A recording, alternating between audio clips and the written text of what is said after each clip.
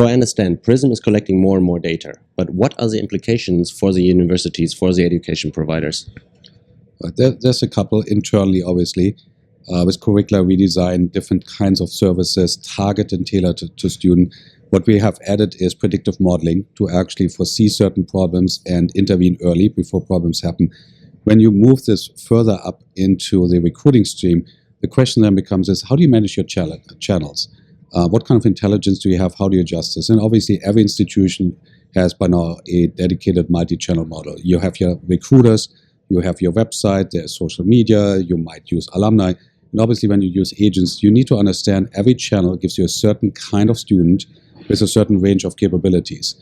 And one of the things we can demonstrate is that through every channel that we analyze in PRISM, you get a certain range and obviously many desirable students and some of those who obviously fail out. At that point of time, what you want to do is sharpen your message, sharpen your requirements, communicate this with any of the channel partners you have, saying is here's exactly the kind of student we want you to recruit that will succeed. Because it's in everybody's mutual interest. And as I have stressed to institutions, but also channel partners, is there is a volume question. You have enrollment targets, that's always important. But the enrollment target is for students staying in the institution. It's not an intake target that will dissipate at the back end.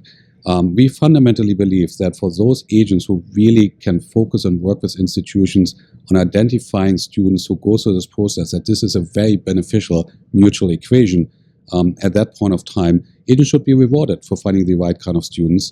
And there obviously is a need by institutions to focus on those channel partners that can deliver quality for the respective institution and not just numbers that roll in.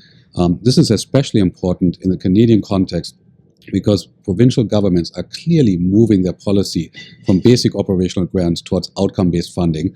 And institutions will sooner or later find themselves penalized for high dropout rates because funding will dissipate.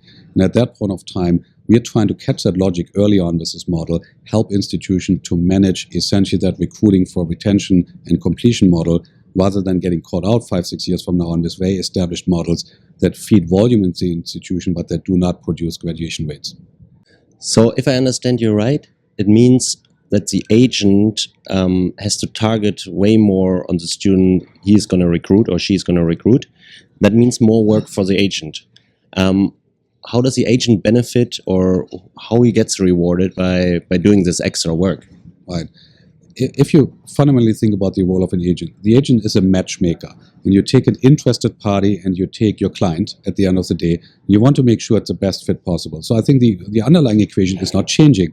What's changing is that indeed, if you focus more on what we call of the pre-recruiting, where you essentially try to absorb some of the criteria of the institution, you might find yourself in a situation where you have to spend more time, you have to focus more on students, you have to spend more time on identifying certain segments. We have suggested to institutions, those agents who actually deliver you these kinds of students should get financially rewarded by essentially putting a bonus up on their commission. Those agents who deliver students that drop out should not get rewarded, and you might actually come to an economic model where it says, if students drop out, we're simply not going to pay you. Because the contract, in our sense, cannot be for, here is a name and a ticket, and whatever happens is essentially up to, well, the dear Lord. It should be something that has a predictable outcome. And at that point of time, we think the fundamental interest of the institution and the agent is not the intake, but it's the outcome itself. And once you define this model, you have to reward for agents delivering into this outcome. And if that doesn't work, you have to essentially shift your model. Agents who can do this should not just be rewarded with economic terms. We also fundamentally believe that institutions will have an interest to focus on working with them. And at that point of time, if you think and are concerned about the volume of placements you can have as an agent, you might find yourself in a situation where you can pick up some volume because it actually works for institutions. So it's a win-win of potentially having a higher compensation level and more volume with your preferred institutional partners. And that should work for every agent that's interested in quality relationships with their clients. I think this is the key to success, quality relationship with their clients. Thank you so much, Daniel. It was excellent having you here.